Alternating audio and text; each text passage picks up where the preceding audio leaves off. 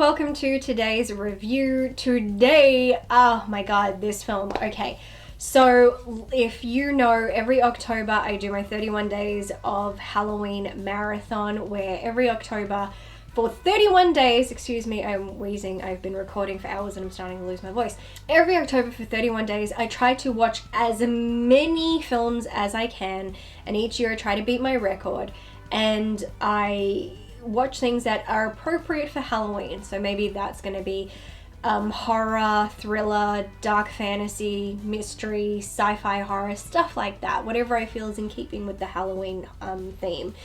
And last year I watched a Russian horror film called Queen of Spades, The Dark Rite. And I tried to directly afterwards watch Through the Looking Glass, which was the sequel, and I couldn't find it anywhere. I spent so much time looking, and the only copy that I could find of it was an English dub. And I personally hate English dubs. And then I tried to find it again this year, and again, everywhere I looked, I could only find English dub. Eventually I found a copy that was in the original Russian, but it didn't have subtitles. So I got that, downloaded the subtitles separately, and put them onto the video. And it was going okay until like every other word was a jumbled mess, and sometimes it wasn't synced with who was talking. It was a bit delayed, or they'd have all the words on the screen and they wouldn't differentiate who was saying what. So eventually I had to do something that I haven't quite forgiven myself for yet. Excuse me. I ultimately chose to watch this film in English. I'm so sorry. You will never know how sorry I am that I had to do that. But nevertheless, I did it. And now that I have finally seen it, I can now say that I have seen The Dark Rite and Through the Looking Glass. There will be a link to my my recap video, where I actually, in that video, talk about many films, one of them being The Dark Rite. So if you want to hear my thoughts on that one, you'll find it there. But today we're talking about Through the Looking Glass, so let's do this.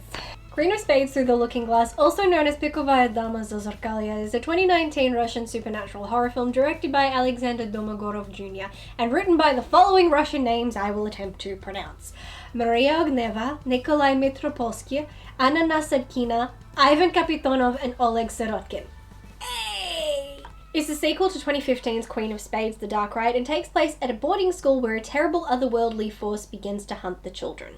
This film suffers a lot of the same issues as most sequels. On one hand, it is an improvement in many areas, but it also is a failure in many others. Even though the plot for the first film was rather elementary and far from unique, it brought some interesting aspects to the table that I appreciated. It looked at the supernatural story through a science perspective, how the Queen of Spades could gain strength and manifest by feeding on ions and magnetic energy that came from mirrors. She uses mirrors as her source of energy. Yes, we've seen many a film use mirrors, but I like the science approach, using more old school cameras and not digital ones, because the photons produced by the flash of an old school camera allow her to appear in the pictures. Again, science. Having a canary around as a way of detecting her presence, because birds of this particular bird is able to pick up sound waves and frequencies and vibrations that humans cannot. So the bird acts as a kind of supernatural alarm. All of these elements brought something fresh to an otherwise unoriginal and overused ghost story, and that is what made it interesting. This sequel, however, goes in the opposite direction. It tries to expand on the Queen of Spades mythology, give more context to her actions, which in some ways I appreciate. It takes place at the location that is her origins, which were mentioned in the first film, and it does stick to a lot of the information we are told about her in the first film and just tries to depict it more. But this time there is no science. This is pure supernatural, and it takes it even further to the point it contradicts the first film.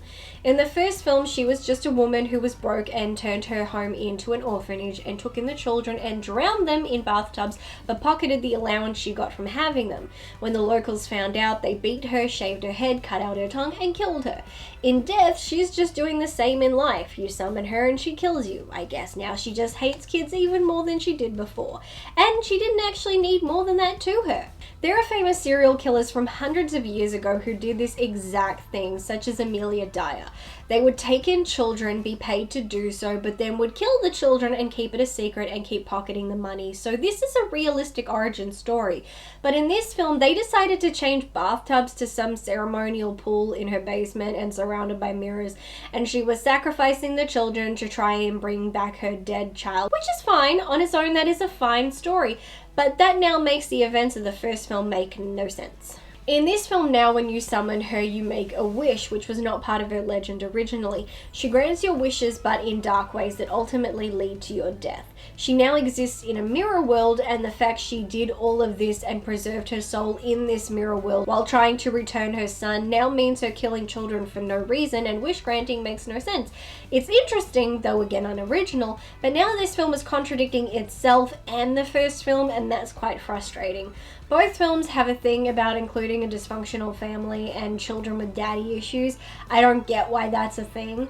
The film starts with a tragedy that is just there to bring the characters to this location and make the child a gullible idiot. But honestly, I don't think any of that was needed. Going through this version of the story, I think you could have them moving to this boarding school without a tragedy and the kid just being a dumb kid, or the bigger kids being dumb kids like in the first film, and it leading to shit going bad. The escalating everything into mirror ceremonial sacrifices and death by wishes was just pushing it as far away from its grounded origins of the first film, and I wasn't enjoying that.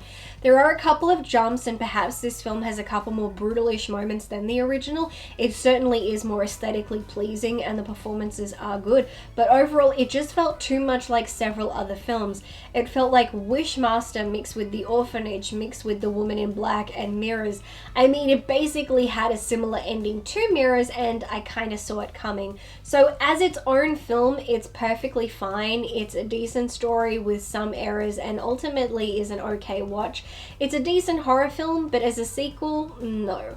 As a sequel, it's not as interesting or as creative as the first film, and the first film wasn't that interesting to begin with, but again, it was okay. I still ultimately like both films, and now they have gone and done a remake of the first film, which I will also be reviewing. This will be up on my channel after this one.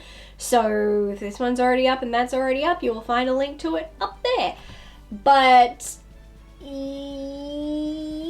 you know, come to think of it, the ending isn't only just like the ending of Mirrors, it's also similar to the ending of Insidious.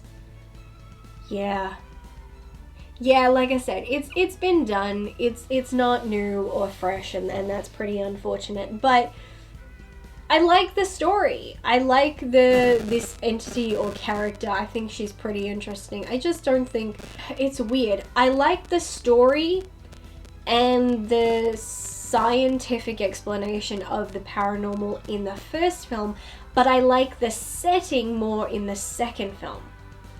So if we could just combine the two together, it would be great. If we could just take a bit of that and a bit of that and put it together and be like, yay!